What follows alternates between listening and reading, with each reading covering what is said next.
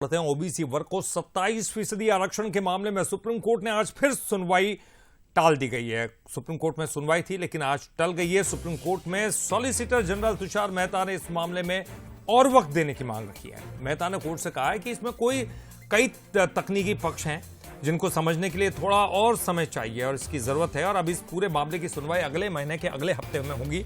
वहीं इस मामले में एमपी में सियासत हो रही है। कांग्रेस के वरिष्ठ नेता दिग्विजय सिंह ने बीजेपी की नीयत पर सवाल खड़े किए और कहा कि मंडल कमीशन के समय आरएसएस ने इसका विरोध किया था। नियुक्तियों में आरक्षण नहीं मिल रहा है, सिर्फ पद बांटने से सुधार नहीं होगा। और तो वहीं पीसीसी चीफ जीतू पटवार ने कहा कि 27% आरक्षण से बीजेपी इनकार कर रही है। कोर्ट भी कई बार फटकार लगा चुका है।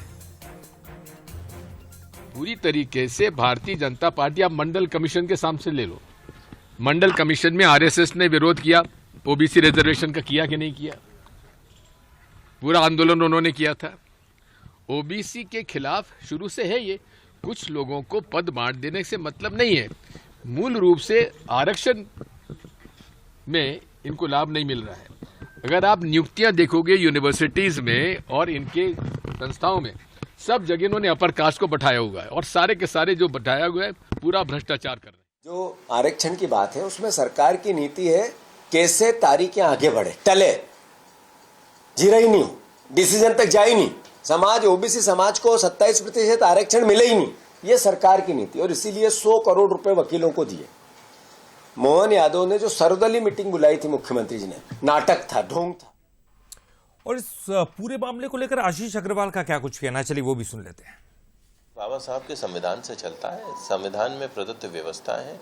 चुनाव आयोग पूरे नियमावली के साथ ना सिर्फ ये जो सूची है उसको प्रकाशित करता है, उसके बाद दावे आपत्ति होते हैं।